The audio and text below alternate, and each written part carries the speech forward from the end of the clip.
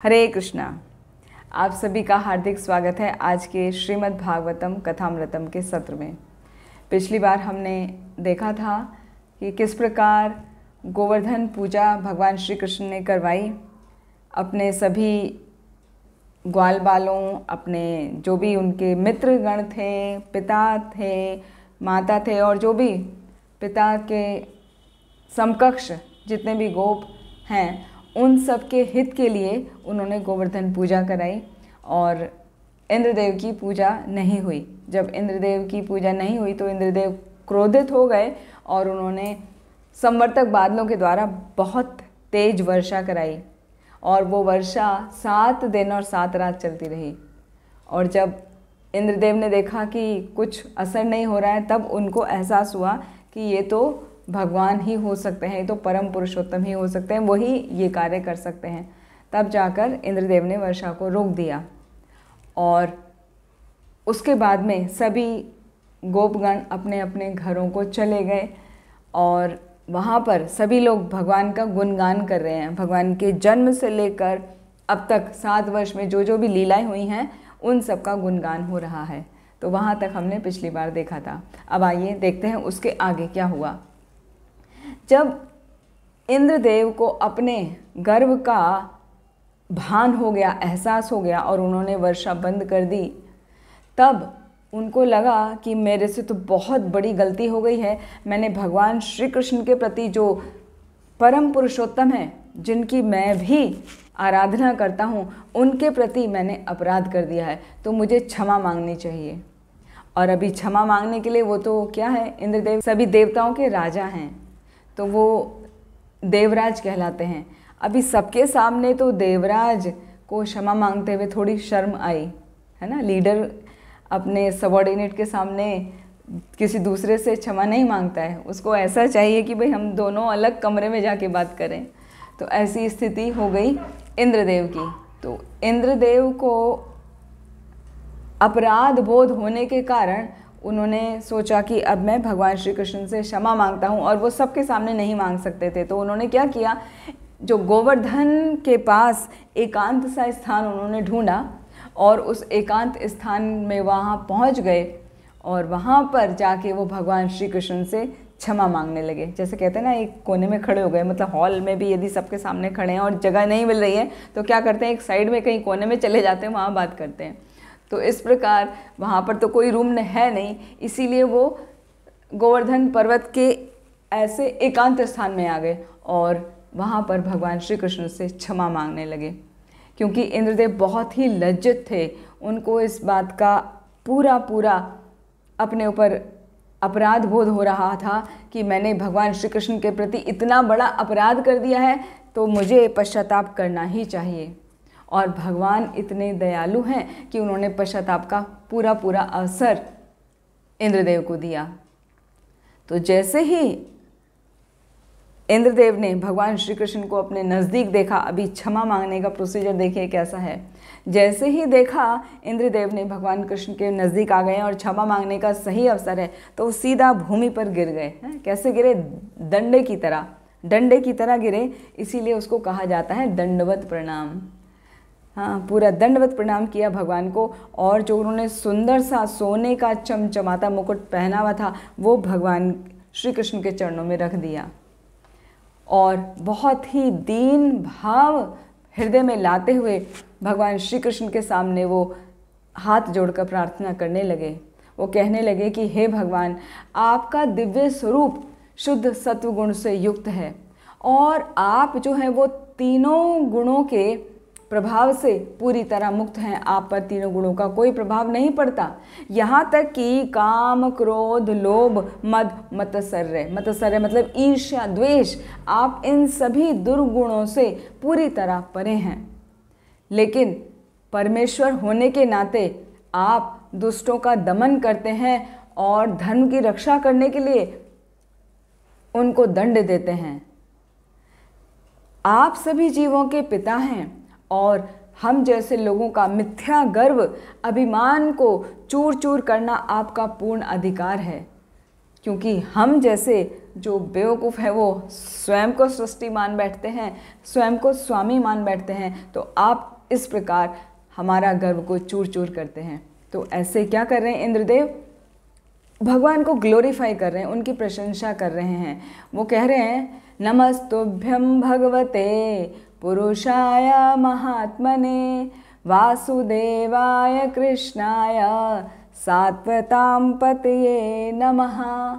हे सर्वव्यापी भगवान, सभी के हृदय में निवास करने वाले हे परमात्मा, आपको मेरा बारंबार नमस्कार है। हे यदुकुल श्रेष्ठ, कृपया मेरा प्रणाम, मेरा नमस्कार स्वीकार करिए। स्वच्छंद उत्पात देहाय विशुद्ध ज्ञान मूर्तये सर्वस्मै सर्वबीजाय सर्वभूतात्मने नमः।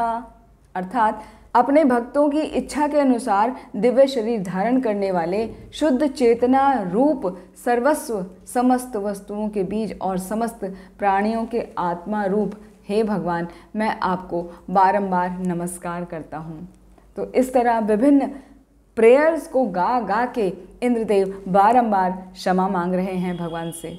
वो कह रहे हैं भगवान श्री कृष्ण से कि हे भगवान, आपने जो राजसी ठाट बाट में हम लोग रहते हैं, उन लोगों के नशे को चूर करने के लिए आप अपनी भगवत्ता का प्रदर्शन करते हैं। और मैं बेवकूफ़ क्या था, राजसी ठाट बाट के नशे में इतना चूर हो गया, मैंने आपकी भगवत्ता को स्वीकार नहीं किया, आपके चरणों के प्रति मैंने अपराध कर दिया है, कृपया करके मुझे क्षमा कीजिए। मेरी बुद्धि पूरी तरह भ्रमित हो गई थी, लेकिन हे भगवान, मेरा निवेदन है कि पुनः कभी मेरी चेतना इस प्रकार से दूषित ना हो। हे नाथ, मेरा यज्ञ ना किए जाने पर, जो गोकुलवासियों ने मेरा यज्ञ नहीं किया, तो मुझे बहुत ही अभिमान था। अभिमान के कारण मुझे इतना क्रोध आया कि मैं उसको सहन नहीं कर सका और मैंने भयंकर वर्षा कर दी। भयंकर तूफान के द्वारा पूरे वृंदावन को नष्ट करने का चेष्टा की, प्रयास किया। और आपने मेरी उस योजना को निष्फल कर कर बहुत अच्छा किया, उससे मेरा अभिमान नष्ट हो गया है। जो मुझे झूठा गर्व अभिमान हो गया था, वो आपने पूर्ण नष्ट कर दिया है। हे भगवान, मैं आपकी शरण में आया हूँ, कृपया मेरी प्रार्थनाओं को स्वीकार करें।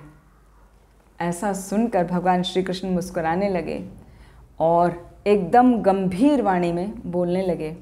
कुछ आचार्य टीका करते हैं कि पहले तो भगवान श्री कृष्ण ने इंद्र की तरफ देखा भी नहीं कि इंद्र ने अपराध किया है, लेकिन जब वो बारंबार प्रार्थनाएं कर रहा है, भगवान को ग्लोरीफाई कर रहा है, तब भगवान उसकी प्रार्थनाओं से संतुष्ट हो गए, पैसिफाई हो गए और मंद मंद मुस्कुराने लगे। और मुस्कुराकर फिर गंभीर वाणी में बोले, भगवान श्री कृष्ण बोले, हे देवराज इंद्र, तुम इस बात को मानो कि तुम्हारे ऊपर कृपा करने के लिए ही मैंने वो यज्ञ बंद कराया था। तुम घमंड के नशे में पूरी तरह धुत हो गए थे, तुमको अपनी वास्तविक स्थिति का ज्ञान नहीं था, तुम अपने आप को ही स्वामी मान बैठे थे। तो अपनी वास्तविक स्थिति का मैं तुम्हें ज्ञान करवाना चाहता था। और तुम्हें पता है कि जिस भी व्यक्ति के सिर पर सत्ता ऐश्वर्य हावी हो जाती है, वो देख ही नहीं पाता कि मैं तुम्हारे ही पास खड़ा हूँ, तुम्हारे पास के मैं तो तुम्हारे हृदय में ही खड़ा हूँ, और तुम्हारी ऐसी बातों का मैं बराबर दंड देता हूँ, क्योंकि मैं ही तुम्हारा सच्चा हितैषी हूँ। तो दंड किस प्रकार देते हैं भगवान? किसी का गर्व तोड़ने के लिए कि उसका जो वैभवशाली पद है, उस वैभवशाली पद से उसे नीचे गिरा देते हैं। जो भगवान का भक्त होता है उसको, जो भगवान का भक्त नहीं है, वो पूरा अभिमान में चूर रहता है और उसको मृत्यु उपरांत फिर वापस उन सब कर्मों का फल मिलता है। तो तुम मेरे भक्त हो, इसीलिए तुम्हारा सच्चा हित मुझे चाहिए, इसीलिए मैंने तुम्हारे गर्व का नाश कर दिया है। जो तुम्हें गर्व हो गया था कि मेरे ही कारण वर्षा होती है, मैं ही सबका अन्नदाता हूँ, वो गर्व मैंने खत्म कर दिया है। और हे इंद्रदेव, जाओ अभी जाकर अपना स्वर्ग का राज्यभार संभाल दो। मैंने तुम्हें क्षमा कर दिया है क्योंकि तुम्हारा गर्व चूर चूर हो चुका है। अब तुम विनम्र भाव से मेरे निर्देशों को पालन करो और मेरे निर्देशों को कभी भूलो मत। उसके बाद इंद्रदेव की जो गाय है उसका नाम है सुरभि। तो वो सुरभि माता भी, जो गाय है वो सुरभि माता भी इंद्रदेव के साथ में प्रणाम करने लगी भगवान श्री कृष्ण को और कहने लगी, हे कृष्ण, हे योगेश्वर, आप ही इस ब्रह्मांड के स्रोत हैं, आप ही इसके स्वामी हैं और आप ही एकमात्र पूजनीय देव हैं। आप सभी ब्राह्मणों, गायों और सभी साधुओं के रखवाले हैं और ब्रह्मा जी के निर्देश अनुसार अब हम आपको अपना राजा चुनते हुए अब आपका अभिषेक करेंगे। तो ऐसी इच्छा सुरभि माता ने प्रकट करी कि भगवान को प्रसन्न करने के लिए भगवान का अभिषेक हम करना चाहते हैं। तो सुरभि ने अपना दूध से भगवान का अभिषेक किया और साथ में जो देवताओं की माताएं हैं जैसे अदिति और अन्य सभी माताएं, उनका आदेश पाकर इंद्रदेव ने भी अपने हाथी ऐरावत की सूंड में गंगा जल भरा। गंगा जल भी साधारण गंगा जल नहीं है, आकाश गंगा का जल है जो भगवान के चरण कमलों से आती है। वो गंगा का जल ऐरावत ने अपने सूंड में भरा और वो उसकी बौछार भगवान श्री कृष्ण के ऊपर गिरी। तो इस प्रकार भगवान श्री कृष्ण का सुंदर आकाश गंगा के जल से और दूध से, सुरभि गाय के दूध से अभिषेक हुआ। साथ में तुम्बुरु, नारद और जितने भी गंधर्वगण थे वो सभी भगवान की महिमाओं का गान करने लगे। जैसे हम सभी जब भगवान का अभिषेक होता है तो उस समय हम सभी ब्रह्म संहिता पढ़ते हैं, ब्रह्मा जी की स्तुतियों का गायन करते हैं। बिल्कुल ठीक उसी प्रकार, उससे भी सुंदर तरीके से, क्योंकि वहाँ तो सब गंधर्व हैं, वो तो तुम्बुरु लेके विभिन्न प्रकार के उपकरणों को लेके भगवान की महिमाओं का गायन कर रहे हैं और साथ में जो देव पत्नियां हैं वो बहुत ही सुंदर तरीके से नृत्य कर रही हैं। और इस प्रकार का वातावरण देखकर बाकी जो देवतागण थे वो सब भगवान के ऊपर फूलों की वर्षा करने लगे और सभी उनका गान करने लगे। तो इसीलिए आपने देखा होगा, ऑब्जर्व किया होगा कि जब भगवान श्री कृष्ण का अभिषेक होता है, उनके जन्मदिन के अवसर पर, उनकी विभिन्न लीलाओं के अवसर पर, तो क्या होता है, हमेशा ब्रह्म संहिता गाई जाती है जो भगवान की स्तुतियां हैं, ब्रह्मा जी के द्वारा गाई गई हैं। और साथ में सभी लोग जो उन पर भगवान का जो विग्रह है, अर्चा विग्रह है, उन पर फूलों की वर्षा करते हैं। जल का, गंगा जल का, विभिन्न पवित्र नदियों का जल लाया जाता है और बहुत ही सुंदर सुंदर उसमें औषधियाँ डाली जाती हैं, वो सब होता है। और साथ में बहुत सुंदर हरि नाम कीर्तन होता है, सब लोग गायन करते हैं और नृत्य भी करते हैं। तो वैसा ही वातावरण वहाँ पर हो रहा है।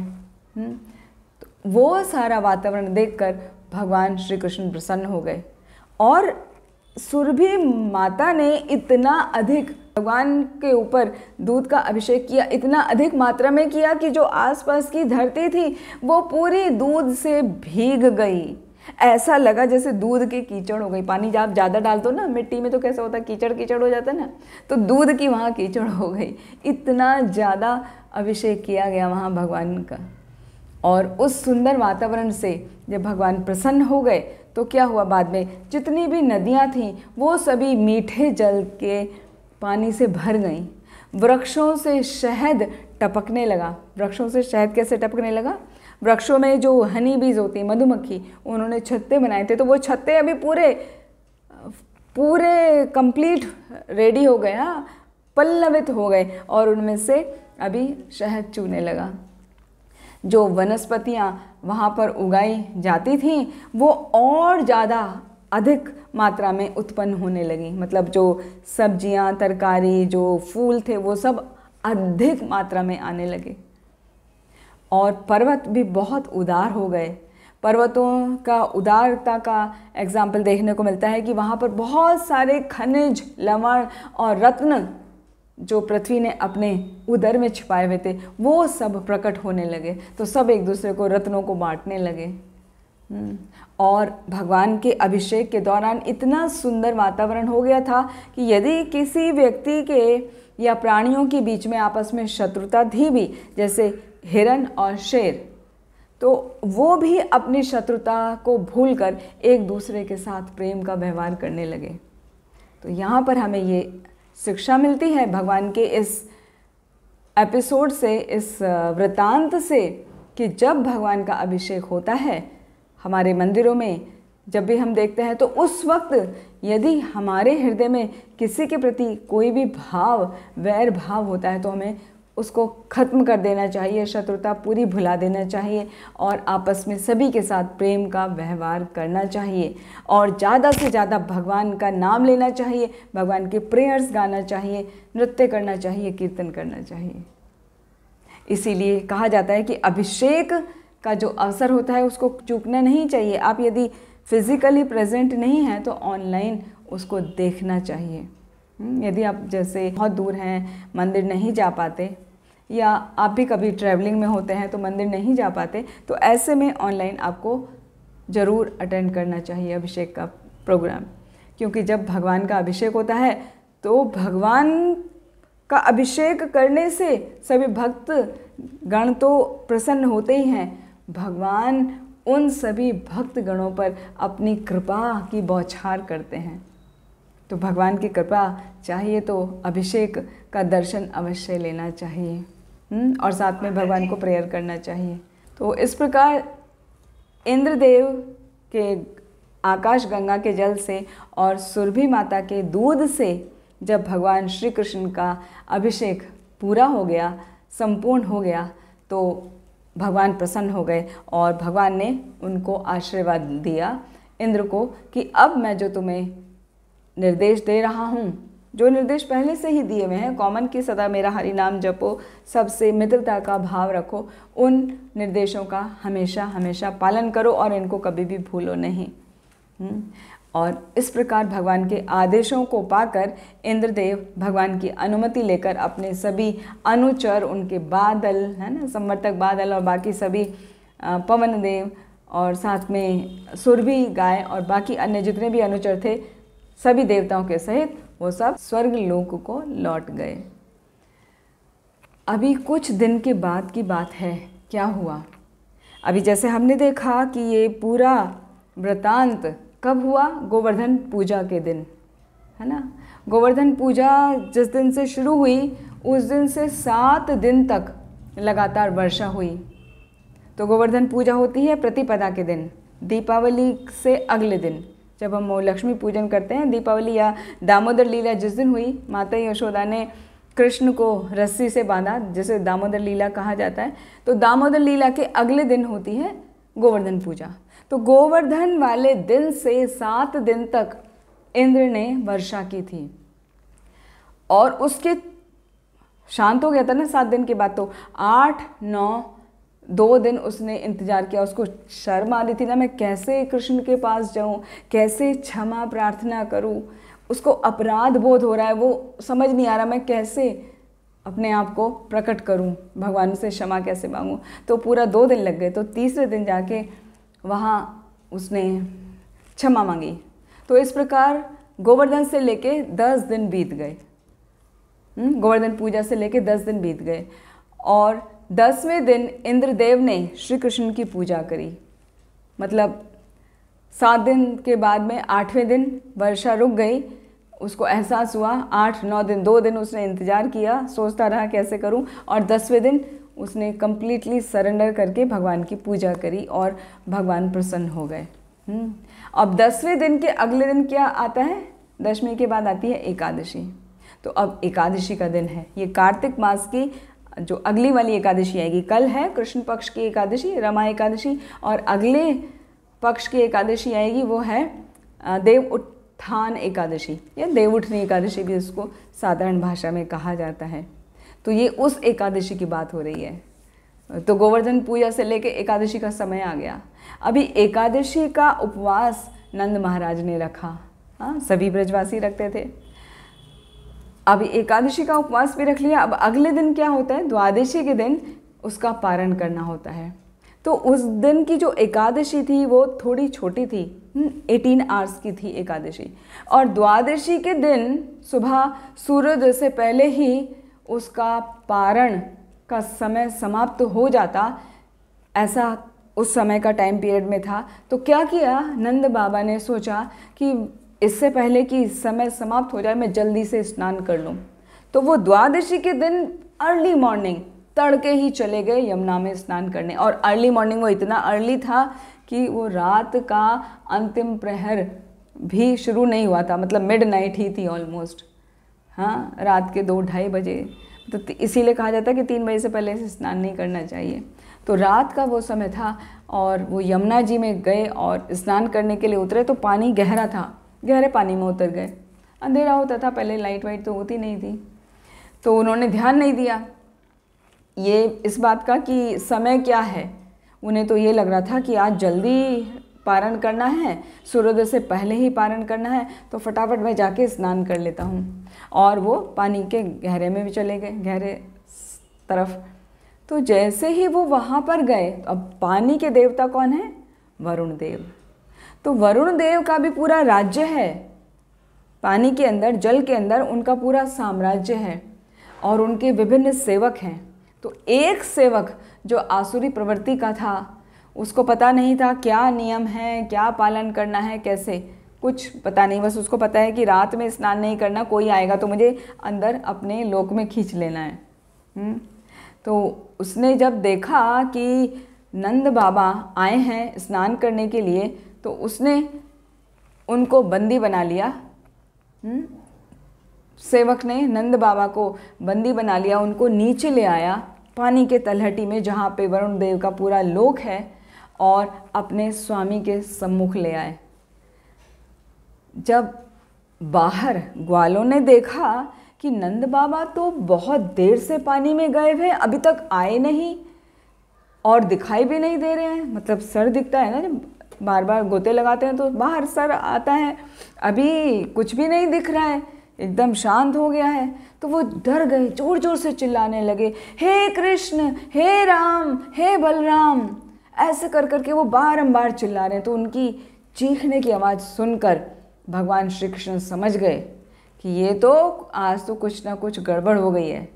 हाँ, कि नंद बाबा स्नान, वो तो पता है ना, बालक हैं, नंद कृष्ण तो बालक हैं नंद के, लेकिन वो तो भगवान हैं, खाली बालक नहीं है। तो वो तो तुरंत समझ गए कि आज बाबा स्नान करने के लिए जल्दी चले गए, तो वरुण के सेवक ने उनको नीचे खींच लिया। अभी क्या किया फिर, भगवान कृष्ण ने सीधा वो पानी में चले गए और तलहटी में चले गए जहाँ पर वरुण देव का साम्राज्य था। तो जैसे ही वरुण देव ने भगवान श्री कृष्ण को वहाँ पर आया हुआ देखा, तो बहुत सामग्रियों के साथ में बहुत सुंदर तरीके से, उत्तम तरीके से भगवान का स्वागत किया, उनकी पूजा की विभिन्न सामग्रियों के साथ। और बहुत प्रसन्न होकर वरुण देव भगवान से कहने लगे कि हे भगवान, आपके आज दर्शन मात्र से ही मेरा जीवन सार्थक हो गया है और मैंने अपना जीवन का लक्ष्य प्राप्त कर लिया है। हे परम सत्य, हे पूर्ण पुरुषोत्तम भगवान, हे सर्वात्मा, मैं आपको बारंबार प्रणाम करता हूँ। मेरा एक मूर्ख सेवक है जो गलती से आपके पिताजी को यहाँ पर ले आया, कृपया करके हमें क्षमा कर दीजिए और आप अपने पिताजी को लेकर लौट सकते हैं। तो जब पिता ने देखा, नंद बाबा ने देखा कि मेरा बेटा यहाँ पर मुझे लेने आया है, तो वो तो ये समझे कि मेरा बेटा तो कुछ तो अलग है, सबसे बहुत ज़्यादा शक्तिशाली है, बहुत पावरफुल है, और ये उसकी इतनी पूजा कर रहे हैं, इतना स्वागत कर रहे हैं, इतना सम्मान कर रहे हैं, तो बहुत अच्छी बात है। तो नंद बाबा प्रसन्न हो रहे थे, लेकिन वो यही मान रहे थे कि मेरा बेटा जो है एक्स्ट्रा ऑर्डिनरी है, और उसकी एक्स्ट्रा ऑर्डिनरी पावर को देखकर ये वरुण देव उनको नमन कर रहे हैं, उनकी आरती कर रहे हैं, उनको प्रणाम कर रहे हैं। जबकि वरुण देव को पता था कि ये तो पूर्ण पुरुषोत्तम भगवान श्री कृष्ण हैं, वो तो देव है ना, सभी देवों को पता होता है कि भगवान कौन है। वो उनकी वैसे ही पूर्ण श्रद्धा के साथ में, भक्ति के साथ में पूजा करते हैं। तो वरुण देव को तो पता है, लेकिन बाबा को नहीं पता, नंद बाबा को पता ही नहीं, क्योंकि भगवान वो स्मृति उनकी मिटा देते हैं। जबकि गर्ग मुनि ने बताया था, जन्म के समय बताया था नंद बाबा को कि आपका पुत्र नारायण जैसा है, उसमें सभी गुण नारायण के जैसे हैं। ये नहीं बताया कि स्वयं नारायण है, जैसे वो, वरना पुत्र का प्रेम नहीं होगा ना, वात्सल्य प्रेम नहीं आएगा, वो ऐश्वर्य का भाव आ जाएगा कि भगवान की सेवा करनी है। तो इसलिए नारायण जैसा है। तो नंद बाबा हमेशा यही मानते थे कि कुछ तो स्पेशल है बस मेरा पुत्र कुछ तो अलग है सबसे, उसके पास बहुत पावर है। तो इस प्रकार नंद बाबा को एहसास नहीं हो पाया, मगर वरुण देव ने बहुत सुंदर प्रार्थनाओं के साथ में पिता और पुत्र नंद बाबा को और कृष्ण को वहाँ से विदा किया।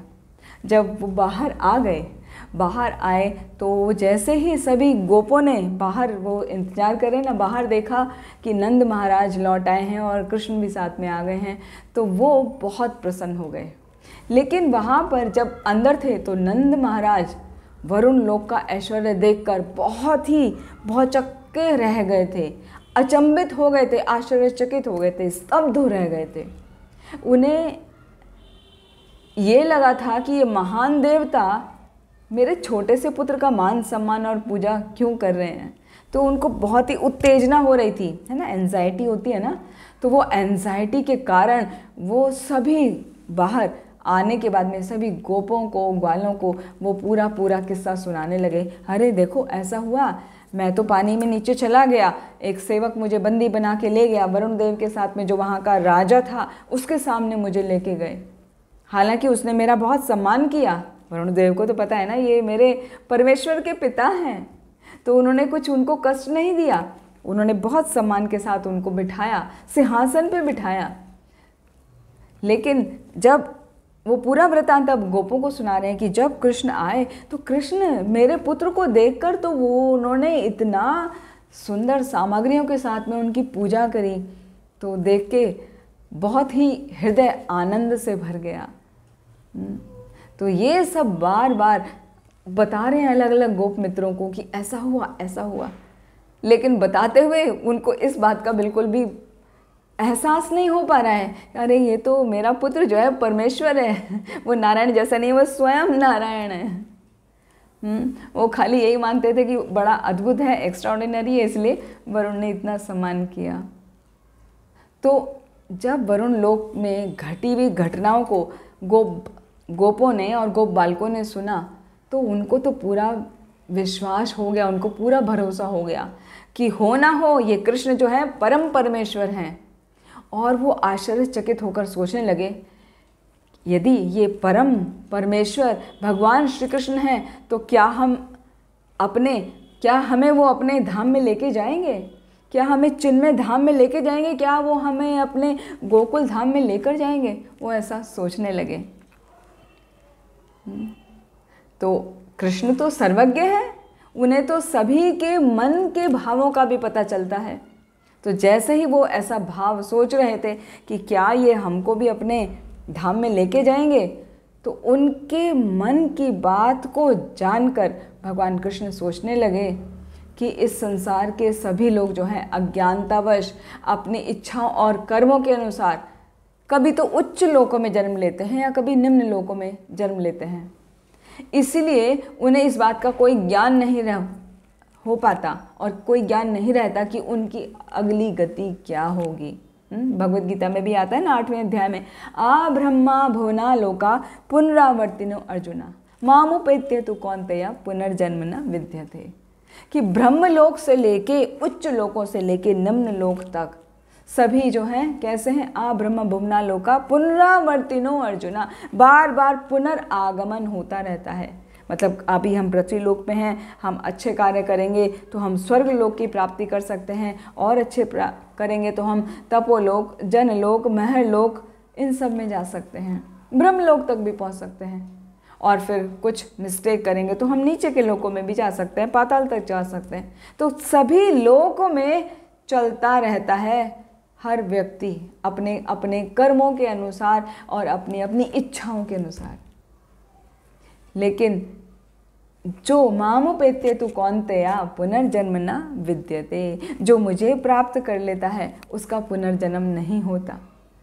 तो ये सब बात सोचते हुए भगवान श्री कृष्ण उनके मन की बात जान गए और करुणावश भगवान तो बहुत ही करुणामय है ना, तो करुणावश उन्होंने सभी गोपों को अपना असली दर्शन, अलौकिक दर्शन करवा दिया अपने धाम का। कि तुम देखो तो वो गोलोक वृंदावन कैसा है। जब उस धाम का दर्शन कराया, वो धाम जो भौतिक जगत के अंधकार से परे है, जो ब्रह्म ज्योति होती है ना, ब्रह्म ज्योति के ऊपर असीमित प्रकाश में वो स्थित है भगवान का गोलोक वृंदावन, जहाँ पर भगवान स्वयं उपस्थित रहते हैं अपने गोप सखाओं के साथ में, राधा रानी के साथ में, वहाँ पर स्थित रहते हैं। और वहाँ पर रहते हुए वो पूरे जगत में, सभी ब्रह्मांडों में वो सर्वव्याप्त रहते हैं अपनी शक्तियों के द्वारा। वो हम अनेक विभिन्न सत्रों में सीख चुके हैं किस प्रकार भगवान रहते हैं, अपना सर्वव्यापक रूप में रहते हैं उनके। अभी हमने कुछ दिनों पहले ईशोपनिषद खत्म किया तो उसमें भी आया था ना कि भगवान हवा से भी तेज दौड़ते हैं, वो चलते भी हैं और नहीं भी चलते। उनके शरीर में नसें हम जैसी नहीं हैं, वो तो सच्चित और आनंद के बने हैं, वो सभी जगह उपस्थित हैं। वो अपने गोलोक में रहते हुए भी साथ साथ इस जगत में भी रहते हैं। तो भगवान तो इतने अनुपम हैं, अनूठे हैं। तो इसीलिए उन्होंने उन गोपों का भाव जानकर उनको अपने धाम का दर्शन करा दिया। और भगवान श्री कृष्ण उन सभी गोपों को ब्रह्महद ले गए। ब्रह्महद किसे कहा जाता है? हृद कहा जाता है यमुना नदी को। यमुना नदी के जो किनारा है उसके पास जो सरोवर है उसको कहा जाता है ब्रह्महृद। ये वही जगह है जो अक्रूर जी वहाँ पर भगवान श्री कृष्ण के वैकुंठ का दर्शन करते हैं। वो आगे के अध्याय में आएगा जब उसका वर्णन करेंगे। गोपों ने उस दिव्य धाम को देखा और उस दिव्य धाम को देखकर वो सभी विभिन्न मंत्रों से उच्चारण करते हुए भगवान श्री कृष्ण की पूजा करने लगे और सभी उस जल से बाहर आ गए और सभी गोप आनंद से भर गए और भगवान श्री कृष्ण को बारंबार प्रणाम करने लगे और उनका मंत्रों से अभिवादन करने लगे, उच्चारण करने लगे। तो इस प्रकार वो बहुत ही प्रसन्न हो गए। और यहाँ पर इस प्रकार पूरा हमारा जो गोवर्धन लीला है वो अध्याय यहाँ पर समाप्त होता है। तो गोवर्धन लीला ये इस तरह से 5 अध्याय में संपूर्ण होती है। पहला तो है जिसमें गोवर्धन की पूजा करने के लिए नंद बाबा से कृष्ण कहते हैं। फिर दूसरे अध्याय में आता है कि जब गोवर्धन की पूजा की तैयारी होने लगी तो इंद्रदेव नाराज हो गए, उन्होंने ओलावृष्टि करी और मूसलाधार वर्षा की। फिर तीसरे अध्याय में आता है कि जब वो सब वर्षा बंद हो गई तो सभी ग्वाल बालों ने, सभी लोगों ने भगवान की विविध लीलाओं का, उनके जन्म से लेकर गोवर्धन तक की लीलाओं का बारंबार वर्णन किया। उसका नाम है अद्भुत कृष्ण। और ये 2 अध्याय आज के इसमें हमने देखा कि जब पूरा ग्लोरिफिकेशन उसने देख लिया इंद्र ने, तो इंद्र को पूरा एहसास हो चुका था अपनी गलती का, तो उसने क्षमा मांगी। तो एक अध्याय पूरा क्षमा मांगने का है। और सुरभि गाय ने और इंद्रदेव ने, दोनों ने मिलके भगवान श्री कृष्ण का अभिषेक किया, बहुत ही सुंदर अभिषेक किया, बहुत सुंदर प्रार्थनाएं गाईं जिससे भगवान प्रसन्न हो गए। और वहाँ पर हमने सीखा कि हमें भी भगवान के अभिषेक के समय बहुत सुंदर प्रार्थनाएं करनी चाहिए। जो भी कुछ हमारे हृदय में अध्यात्म से संबंधित इच्छाएं हों उनको भगवान के सामने हम प्रकट कर सकते हैं। और ऐसा कहा जाता है कि अभिषेक के समय भगवान बहुत प्रसन्न होते हैं और आपकी इच्छाओं को पूर्ण करते हैं। तो हमें अपनी इच्छाओं का प्रदर्शन भगवान से उस समय करना चाहिए। प्रदर्शन नहीं मतलब उनको कहना चाहिए, लेकिन इतना ध्यान रखना चाहिए वो आध्यात्मिक इच्छाएं होनी चाहिए, भौतिक नहीं। क्योंकि भौतिक इच्छाएं करके तो फिर स्थिति हो जाएगी किसके जैसी? इंद्रदेव जैसी। भौतिक इच्छाएं पूरी होती जाएंगी और हम गर्व से क्या फूल के कुप्पा हो जाएंगे, हम भक्ति भी भूल जाएंगे। और भगवान क्या करते हैं, यदि कोई भक्त है और वो गर्व के मद में अंधा होके भक्ति से विचलित होने लगता है तो भगवान उसका गर्व तुरंत ही समाप्त कर देते हैं, जैसे इंद्रदेव का किया।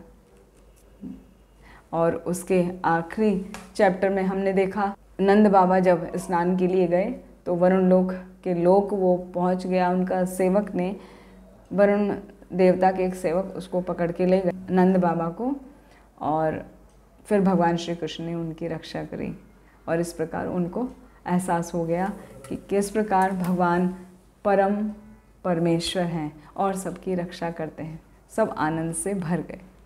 तो ये पूरा 5 अध्याय में गोवर्धन लीला संपूर्ण हुई हमारी। अब अगला अध्याय आएगा रास लीला के लिए श्री कृष्ण और गोपियों का मिलन। ये लीला हुई शरद पूर्णिमा के दिन। शरद पूर्णिमा जो अभी कुछ ही दिन पहले अभी हमारी बीती है, हाँ, कल एकादशी है ना, अभी 10 दिन पहले की ही बात है। तो उस शरद पूर्णिमा का पूरा अध्याय है जिसमें भगवान रासलीला करने की इच्छा करते हैं। इसीलिए उस दिन बहुत ही पवित्र माना जाता है। कार्तिक मास उसी दिन से शुरुआत माना जाता है। चौथा महीना कार्तिक मास शुरू हो जाता है और साधारण तौर पे उसको कोजागिरी पूर्णिमा भी कहा जाता है। तो उसमें चावलों की खीर बनाई जाती है, फिर चंद्रमा की शीतल छाया में उसको रखा जाता है रात के समय, और सुबह को भगवान को भोग लगा के प्रसाद के रूप में पाया जाता है। बहुत बार एक्सपीरियंस किया है। आप हमेशा जो खीर बनाते हैं, भोग लगा के खाते हैं, वो अच्छी होती है, भगवान का प्रसाद हमेशा उत्तम होता है।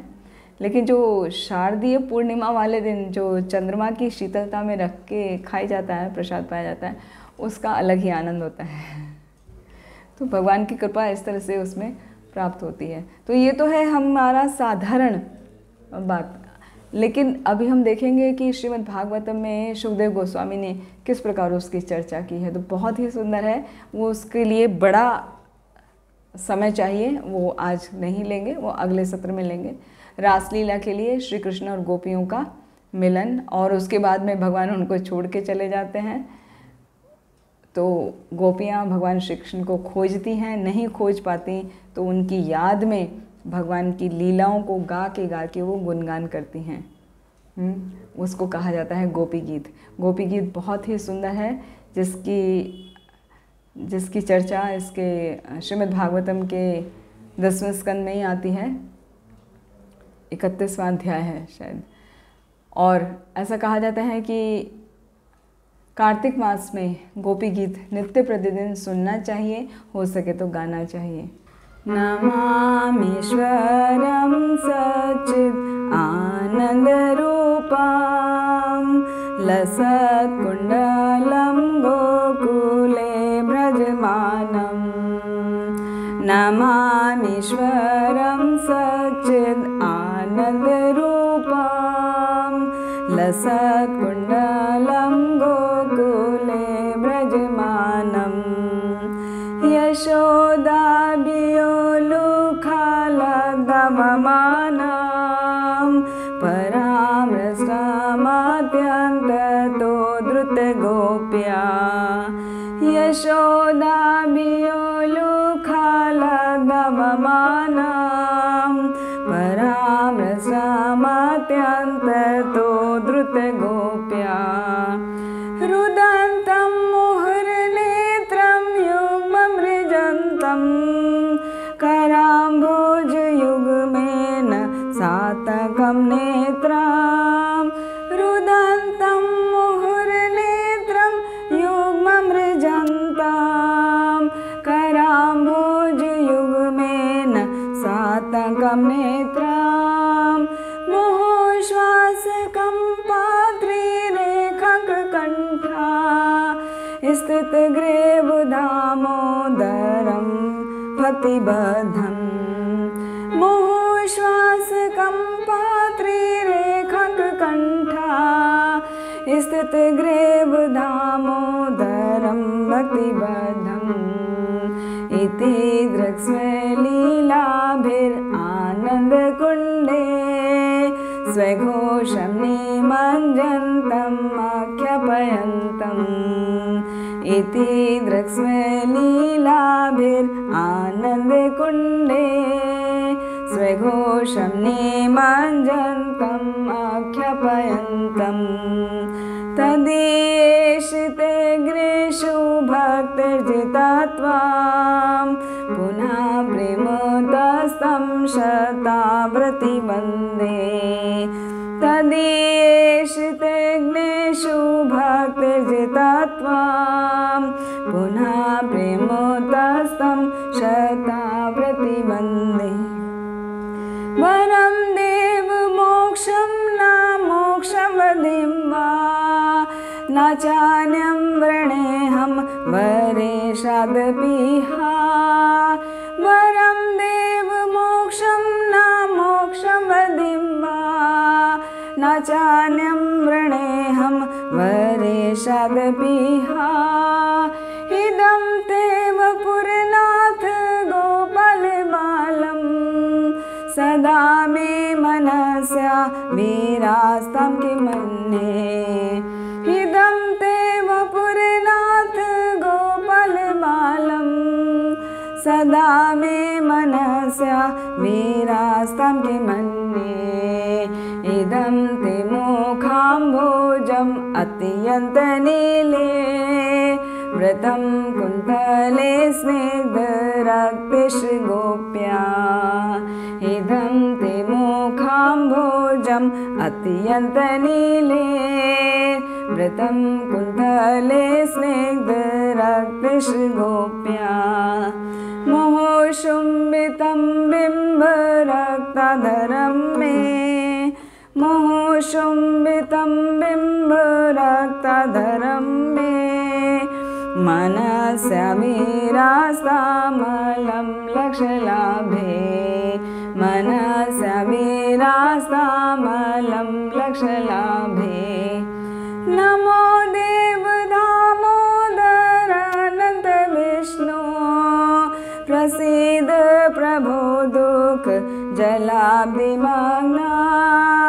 नमो देव दामोदर आनन्द विष्णु प्रसीद प्रभो दुःख जलाब्धिमग्नां कृपादृष्टिभ्रष्टायति दीनं वदानु ग्रहाणेश मामगे मे दक्षिदृश्य कृपादृष्टिभ्रष्टायति दीनं वदानु ग्रहाणेश मामगे मे दक्षिदृश्य कुबेरात्मजो बद्ध मूते त्वयाद्वात् त्वया मुचितो भक्तिभाजो कृतो च कुबेरात्मजो बद्ध मूते त्वयाद्वात् त्वया मुचितो भक्ति भाजो कृतो च तथा प्रेम भक्तिं स्वकाम्ये प्रियच्छ न मोक्षग्रहो मे अस्ति दामोदरेह तथा प्रेम भक्तिं स्वकाम्ये प्रियच्छ न मोक्षग्रहो मे अस्ति दामोदरेह नमस्ते स्तु धाम्ने सुरादितिधाम्ने त्वदीयोदरायथ विश्वस्य धाम्ने नमस्ते स्तु धाम्ने सुरादितिधाम्ने त्वदीयोदरायथ विश्वस्य धाम्ने नमो राधिकायै त्वदीयप्रियायै नमो राधिकायै त्वदीयप्रियायै नमो राधिकायै त्वदीयप्रियायै नमो राधिकायै त्वदीयप्रियायै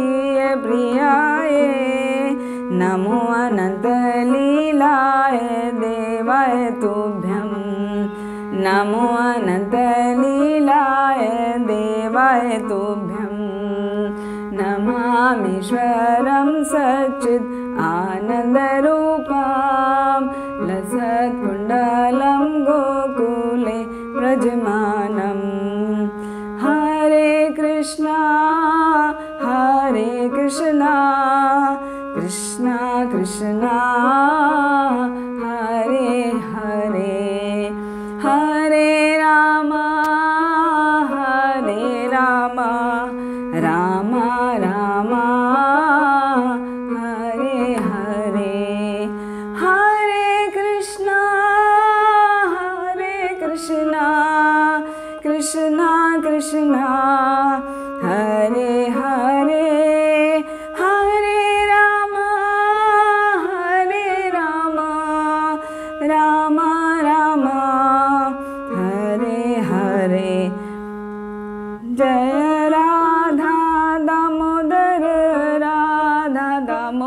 दामोदर राधे, जय राधा दामोदर, राधा दामोदर राधे, जय यशोदा दामोदर, जय यशोदा दामोदर, जय यशोदा दामोदर, जय यशोदा दामोदर, जय गौरानिताय, गौरानिताय, गौरानिताय, जय गौरानिताय, निताय गौर हरि बोल, हरि बोल, हरि बोल, निताय गौर हरि बोल। श्री श्री राधा दामोदर भगवान की जय, दामोदर अष्टकम की जय, कार्तिक मास की जय, निताय गौर हरि प्रेमानंदी हरि हरि।